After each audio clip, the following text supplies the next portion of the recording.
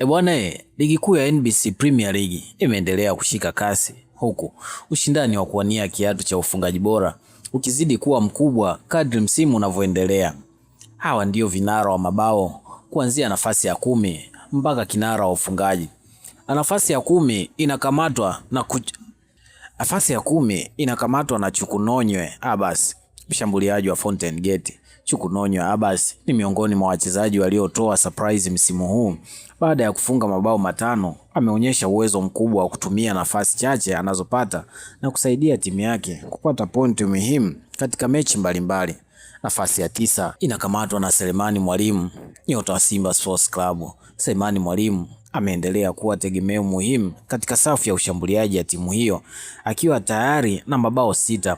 Ameonyesha juhudi kubwa, kasi pamoja na uwezo wa kushambulia mabeki wa timu pinzani. Nafasi ya 8 inakamatwa na Lauriano Depo, mshambuliaji wa Young Africans Sports Club.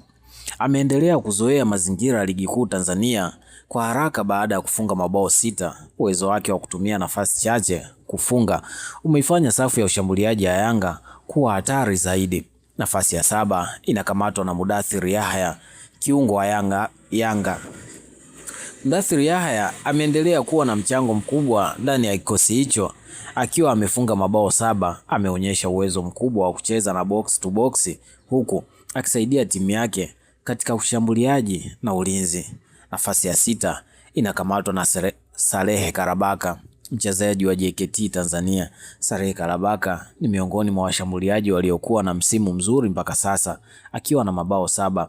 Ameonyesha kuwa hatari zaidi kwenye mipira ya juu pamoja na umaliziaji wake mzuri ndani ya eneo la hatari. Nafasi ya 5 inakamatwa na Idi Suleiman Nado, mshambuliaji wa Azam FC. Idi Nado ameendelea kuwa silaha muhimu katika kikosi hicho, akiwa tayari na mabao 7. Ushirikiano wake na Faisal Salum umeifanya Azam FC kuwa moja ya timu zenye ushambuliaji mkali zaidi msimu huu. Nafasi ya 4 inakamatwa na Pacome Zouzoua, kiungo mshambuliaji wa Yanga. Pacome Zouzoua ameendelea kuonyesha ubunifu mkubwa. Amechangia mabao 7. Ameonekana kuwa muhimu sana katika kutengeneza nafasi na kufunga mabao muhimu kwenye mechi ngumu. Nafasi ya 3 inakamatwa na Fabrice Ngoi, nyota wa Namungo FC.